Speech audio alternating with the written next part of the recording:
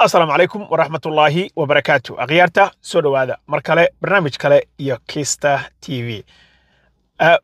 برنامج كان المانتا إن شاء الله تعالى وحكو سابسنان دونا نكا أوضيغا هوس إذن كم موغدا وإن أحمد وأوضي أوبر درايفر كاها ستيت كا واشنطن سيارل واشنطن عاصمة ديدا تاي ستيت كا واشنطن ayaa waxa ka dhacday hadda ka hor hadaan idin ka dabageeyo dadkiinan aan la haysan Ahmed in uu isaga oo Uberkiisa wata oo shaqadiisa normalka ahayd ku dhex jira ayaa waxa uu soo qaaday gabar sida la sheegay cabsanayd Saturday morning airportku qof ka soo dhigay sida isaga uu naftiisa u sheegay cilmi waare airportku markuu qofkii uu ka soo qaaday oo dhigay magaalada ay tripkii xigay waxay noqotay gabadhan cabsan gabadhii markii uu waday wuxuu geeyay destinationkii ay u socotay markii destinationkii uu geeyay bay tiri couple blocks hore isi wad laba block oo kale kama uusan diidine waayahay buu yiri markuu hore u sii waday oo uu geeyay meeshii labaad bay waxay tiri oo aabkii uu damiyay qofkana waa qof cabsan oo qof coherent oo maskaxdeeda fiyoodahay ma aha bay waxay tiri hore ii wadada igoysii aabkiina markaas iyada ah wuxuu indicate gareeyay ama uu cadeeyay in qofkan uu drop gareeyay oo meeshii ay rabtay ay soo gaartay so isaga oo aan ka diidin ayuu horay u yara taqaantaqiyay wax yar markuu meeshii kale ay rabtay uu istaagay waxa soo dabagalay familkeeda oo 3 nin ilaa 4 nin uu ku sheegay oo sida la sheegay telefoonkeeda soo trace gareeyay markii ay u yimaadeenna ninkii odayga ahaa waxay ku bilaabeen dagaal maadaama uu sida uu sheegay ay ka xanaaqeen aabkii in uu damiyay una cadeeyay in qofkan uu qof uu iska dajiyay uu yahay laakiin wali gaariga ay saaran tahay oo isan ka degin si fuuli ah ninkii marka odayga ahaa dagaal bay ku bilaabeen madaxa nabaray ka gaarsiiyeen knock out bay siiyeen isaga wuxuu dhaw isdifaacay waa la dagaalayay laakiin 3 nin 4 nin bay ku noqdeen tabartii halkaas ayay dhigtay marka ninka odayga waxa ku dhacday inta markii ay kala gaartay uu miir doorsoomay uu dhacay booliis ay maaragtay xabad mid kamid ah ayaa xabad riday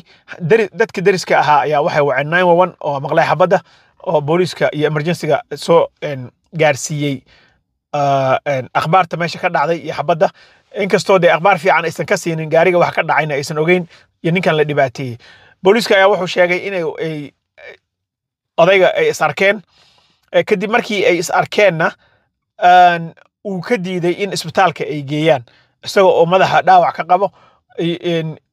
maaragtay jugna ay gaarsiisan tahay so odaygii ayaa waxa reerkii waxay ku accuse gareeyeen in uu gabadha afduubtay una rabay in uu kufsado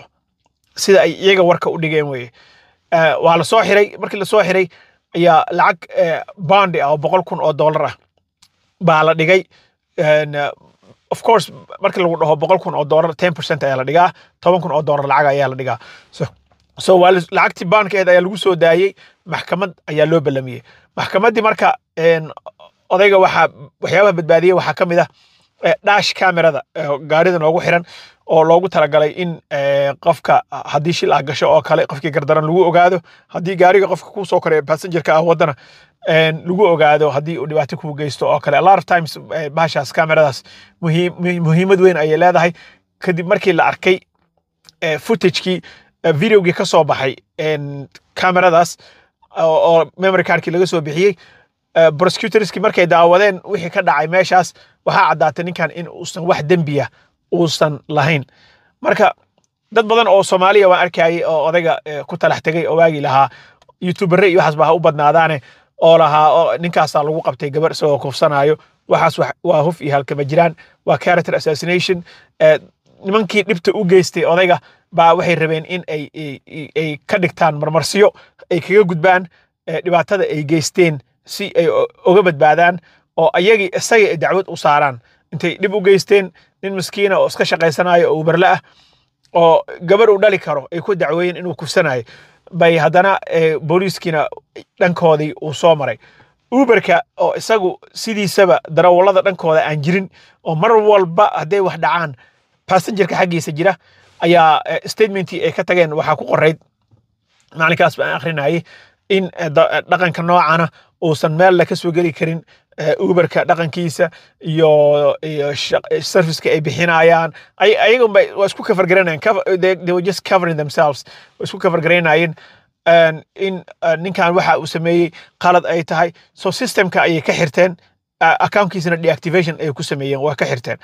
haddaba waxaa dhacday in maxkamad ay caddayso in ninkan wax dembiya uusan lahayn prosecutorskana ay ku qanceen in aysan case haysan they cannot prove this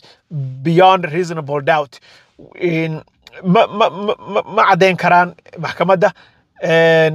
case ay ku filanna ma haystaan wixiina inay been iyo ahayd ninkan odayga in dhibaato loo geysto ayaa caddaatay marka ninkan odayga waxaa haddeer la rabaa haddii ilaahay uu idmo maadaama ay caddaatay inuusan wax dembiya lahayn accountkii uberkana deactivation ay ku sameeyeen oo ka xirteen waxaa hadda dadaalka labaad uu yahay sidii loogu soo dayn lahaa uberkiisii shaqadiisii normalka ahayd nolol maalmeedkiisa uu ka soo saaran jirayna uu dib ugu laaban lahaa waxaa jirto darawallo fara badan oo ay ku dhacday ayaga oo aan wax dembiya geysan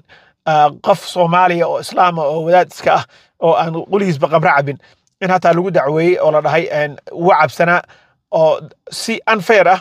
ay uberka dad uga xirteen laakiin casekan oo kale casekan wuu soo baxay bannaankuu yaallaa wax dembiya ninkan ma geysan dadka Soomaaliyeed oo ku xadgudbay oo lahaa ninkan isagoo gabar kufsanaya lagu qabtay waxaa caddaatay in waxaas aysan waxba ka jirin ninkan nashaarkiisii iyo sumcadiisii lagu cayaaray I am sure in uu lawsuit meeshaas uu ka bannaan yahay oo uu dacweyn doono qolyihii gabadha familkeeda ahayd oo isagana dhibaatada u geystay sumcadiisii iyo karaamadiisiina ku cayaaro emotional ninkan damage la sheegi jiray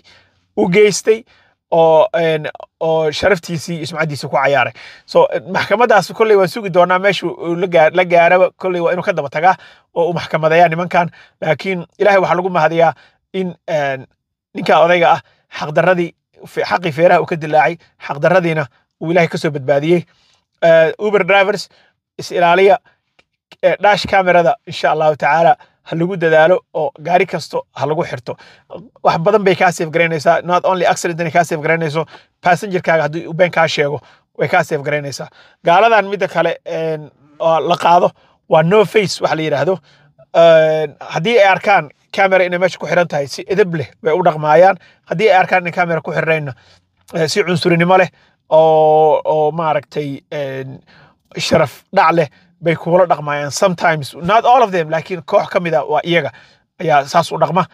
kamerada wax badan bay bedeshaa so ninkan odayga not only inuu innocent ahaayo dembi uusan lahayn kameradaas qayb weyn ayay ka ahayd in laga dhigo maanta exonerated from all waxay dhanba la drop garayo all charges